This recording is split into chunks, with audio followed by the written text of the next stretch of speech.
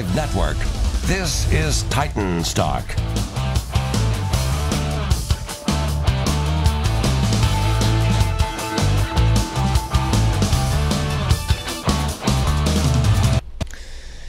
Hey there, Titans Talk on your television. Steve Layman here with you. Glad you are here with us on this Monday night on News Channel 5 Plus after another victorious Sunday for the Tennessee Titans.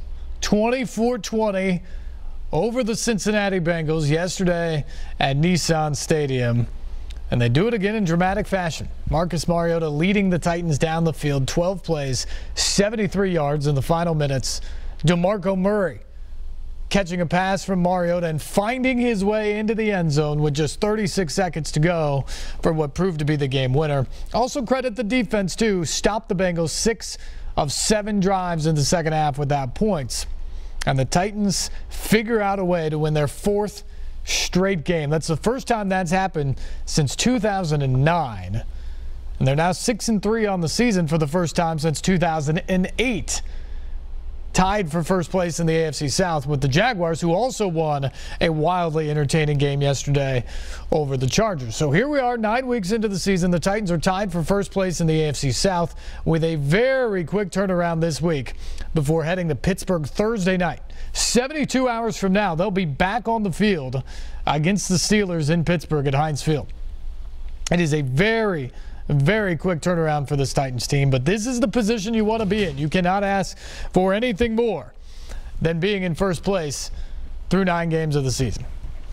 So the Titans sit there at 6-3 after a big win yesterday over Cincinnati. Some news today, just because it is so important with the quick turnaround, the injuries. We saw Marcus Mariota go down late in that game. It was a left shoulder injury at the time. They did all the tests on it. It just simply is sore today. He also tweaked his ankle yesterday, but they were not worried about that. He was expected to go through every single rep with the team tonight during their walkthrough and then be ready to go full go tomorrow when they practice for really the only time this week. Walkthrough tonight, full practice tomorrow, then another walkthrough or mini practice Wednesday morning before they get on a flight and head to Pittsburgh. So it is a very quick turnaround from one game on Sunday to another game Thursday night in the National Football League. Delaney Walker, we saw him take that huge shot from George Iloka in the end zone on that final drive. He was able to come back in for the final play that led to the touchdown, but you always worry about that. It apparently was a wrist injury for Walker, but he too is expected to be able to practice tomorrow and should be ready to go on Thursday night. And then another good injury note for the Titans, Quentin Spain, the left guard who has missed the last couple of weeks because of a leg injury. He's expected to return to practice tomorrow. So if all goes well, he should be back in the lineup on Thursday night against Pittsburgh and that vaunted Steelers defense. Although this unit maybe not as good as some of the historic Pittsburgh defenses, it is still good and a stout test in the National Football League. There'll be a homecoming for Mike Mularkey, Dick LeBeau, those guys, all of sorts. They've all spent time there during their careers at some point, but they're going in with their mindset on a win on Thursday night. And think about this. This is a game now that has significant meaning for both of these teams. If the season ended today, the Steelers would have the 2nd seed in the AFC playoffs, just behind the Patriots. The Titans would be in that division winner spot in the 3-4 spot. You go up there and win on Thursday night if you're the Titans, and now all of a sudden you flip that, and you move into the 2nd spot in line to pick up a bye to start the playoffs. So think about that for a Titans team that hasn't been to the playoffs since 2008. They could put themselves in that position through 10 games of the season with a win Thursday night in Pittsburgh. It'll be a big test, no question about it, but it is also a huge opportunity for this team. Going to have to play better than they did yesterday. I'm going to go out on a limb and say that. What we saw yesterday was a team that had a good game plan. They come out right from the start, score on the opening drive for the 4th straight week, but first time since the opening week that they were able to get a touchdown on the opening drive. The offense put up points in the first half. They had 17 points before halftime. They left another one out there as Rashard Matthews dropped what would have been a surefire touchdown. They also later missed a field goal there, so left it at least 7 points on the table in the first half. You had Corey Davis fumble through the end zone in the fourth quarter. There were so many opportunities yesterday for the Titans to put that game away, or at least grab complete control of the game, and they just let the Bengals hang around. A couple of mistakes, and it wasn't a game plan thing. It wasn't play calling. It was just a lack of execution at brief moments. Let the Bengals hang around and then eventually take the lead on that 70-yard touchdown pass to A.J. Green. But what you keep coming back to with this Titans team is when all the chips get pushed at the middle of the table and you have to come down to making a play to win the game, this team believes it's going to. And you haven't been able to say that about a Titans team for a long, long time. Maybe last year, towards the end of the season, when they'd won some of these big games, they'd beaten a Green Bay. They'd won some games in the division. And you got into December. Maybe that team last year started to have some of that belief in the way they beat Denver and the way they went to Kansas City and won on the final play of the game. But really, since 2008, this has been a franchise that has been marked by teams that even when they could be close in games, and they were there, when everything was on the line in the fourth quarter and it came down to having a drive for a game, it was always the other team that had the quarterback that you felt like you could count on. And you didn't know what you had with the Titans when they needed the drive. Well, yesterday, Marcus Mariota leads the Titans on that 12-play, 73-yard drive. That is the 7th go-ahead or game-winning touchdown drive for Marcus Mariota in either the fourth quarter or overtime already in just 2.5 years in the National Football League. He's proven that he can get it done, and that doesn't even count 2 weeks ago against Baltimore, when it wasn't a go-ahead drive or a game-winning drive, but it was Baltimore back within 3. All of a sudden, this is a football game again. Well, you need your offense to respond. And what did Marcus Mariota do? He drove the Titans 75 yards for a touchdown that essentially put the game away. He showed that he has a clutch gene to his game. And that is absolutely huge in your franchise quarterback. And you can tell in that locker room, those guys believe in him and know when he's going to take the field that they've got a shot to get it done. Yesterday, when he walked out there into that huddle, at that point of the game, when they were down, he looked every guy in the eye and said, okay, let's go get a touchdown and win this game right here. This isn't about driving down the field for a tying field goal. Let's go win this sucker right here. And you could tell just after the game, every guy in that huddle and the guys on the sideline believe Marcus Mariota when he's going to say that and believe that they can go get it done. Our phone lines are open tonight, 737-7767. Your perception of what happened yesterday at Nissan Stadium. How the Titans were able to pull that one out. Once again, figuring out a way. Scrapping and clawing, it's not always pretty, but now they've gotten it done 4 straight weeks. 4 consecutive wins for the first time since 2009 in first place. So your thoughts on the Titans in that win yesterday, where they stand from here, or concerns about the short turnaround and going to Pittsburgh? We welcome your thoughts on the program here tonight. 737-7767 is the number. We'll also hear from Jonathan Hutton, our analyst on the sideline, a very active participant yesterday on the sideline at Nissan Stadium. If you were watching closely, you saw towards the end of the first half, he got trucked by Delanie Walker on an out route, where he was shielded right in front of him. Mike Mularkey actually was the guy who got out of the way, and all of a sudden here's Walker barreling down on Jonathan Hutton, and he took a big-time hit on the sideline. He popped right back up, though, with a smile, went back to work, and helped the team, or at least the radio broadcast, cover the team getting a big win yesterday.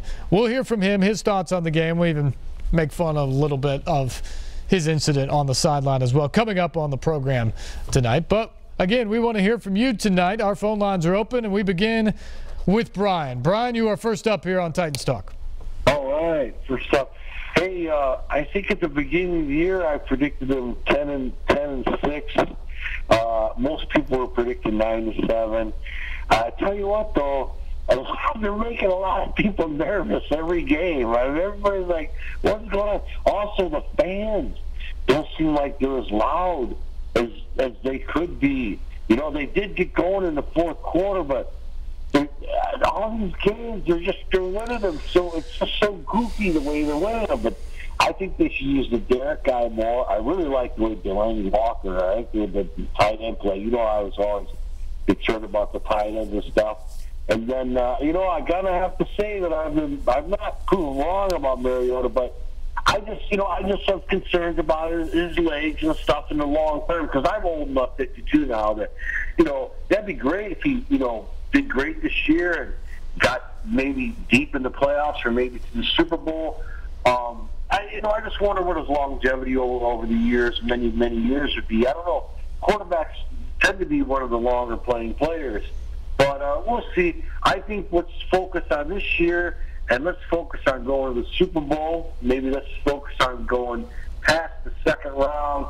Maybe, you know, at least getting to the AFC Championship game. And I don't think that's undoable, because the teams are supposed to be that really great this year. They're not that great. Who would have predicted the Philadelphia Eagles to be the #1 team in football? I don't think anybody would have. Yeah, they look pretty darn good, though, right now when you talk about teams that are pretty great or not pretty great. There's actually a bunch of teams right now. They're 7-2. You got the Eagles at 8-1.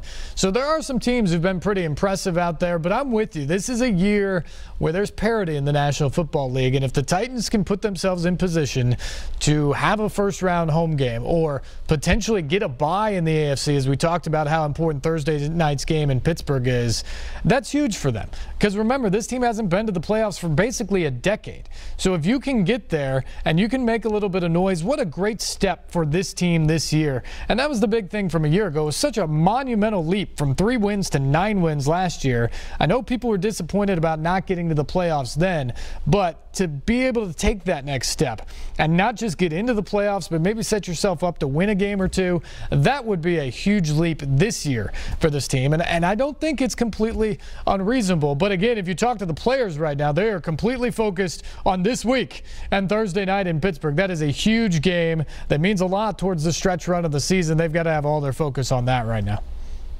Yeah, I still think, I know everybody says don't look forward, don't look forward. I want a bunch of strength. I say look forward. I say go. Your goal to be the AFC champ, get to the AFC Championship game. Kick all those other teams' butts. Who's the best 2 teams in AFC right now? If we had to go down the line to beat, who are the best guys? Well, the top seeds right now, if the playoffs started today, would be New England #1 and Pittsburgh #2. Oh, jeez, New England. I forgot about New England. Oh, God.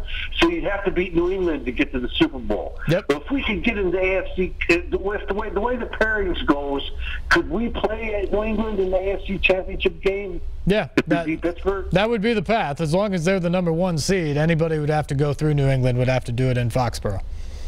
Oh, well, yeah. But to get to the AFC Championship game, we wouldn't be playing against them to get to it. The way the divisions are set up, we would have to go through a couple of other teams. And then Pittsburgh, they would be down the line too, or would they be earlier in the playoffs? It totally depends where you end up. I mean, if those are your top 2 seeds, the Titans wouldn't play either one of them in the first game, but you'd be playing in Wild Card Weekend, and then you'd play one or the other of them in the divisional weekend. So in the second round. So it just totally depends on where you end up, and it's way too early to even speculate on that. You're allowed to do it because you're a fan and Right. you're not playing, and we can do it on the show because we're not playing either, but that's a long way off for sure. Well, do they ever listen to the show? Because I want to tell them, hey, go, go, go. Do they ever listen to the show, the players? I'm not sure. They certainly listen to some things, read some things. I think it's only human nature to follow up on that. So if any of them are listening tonight, you just did. Yeah, all right, cool. All right, thanks, Brian. Appreciate the call. Phone lines are open, 737-7767. He mentioned something in there about the fans not being super loud, or maybe as loud as you would be used to. I actually think the atmospheres, by and large, at Nissan Stadium this year have been good. There were a lot of Bengals fans yesterday. There were also a lot of empty seats yesterday, which has been surprising because the crowds have been really good. I put that all, frankly, on the weather I mean, it was misty. It even rained yesterday morning for a big chunk of the time. It was cooler for the first time this year. We've had glorious weather early on, and for the first several games of the season, the atmosphere was much better than we've seen really at any point in recent years around this team. They've gotten fired up when teams have taken the field with their offense. Titans defense on the field on third downs. They've been ready to go. They've exploded for touchdowns in crucial moments. And I think the crowd that was there yesterday did do that. But my question to you, if you're out there tonight, if you're a Titans fan, what is your perception of the buzz around this team right now? Because I think while things have picked up from recent years when they were so down about this team, I still don't get the sense that there's the same level of buzz that maybe you would expect for a team that's 6-3 and tied for first place and knocking on the door of their first playoff appearance since 2008. Do you get the same impression, and why do you think that is? Was yesterday all about the weather, or is there something else out there? We've talked a lot on this show about the national anthem and the protest early on in the season. I certainly think it's had an effect on a few people that have just stopped watching the NFL altogether. I've heard from some of those people. But I guess in my head, it seems like that's a minority of fans at this point. Yeah, maybe the NFL lost a few fans, but not everybody, did it? So if that's you, if you're sitting at home tonight and saying, I haven't watched since that happened or since other things in the NFL happened, certainly give us a call and tell us that story. Why do you think fans aren't watching in the same numbers? Yesterday's game went right down to the finish. 17.1 rating in the city of Nashville and in this television market. That's not bad. It's the highest rated TV show of last week in the market, just shy of the CMA Awards, highest rated sports program of the week.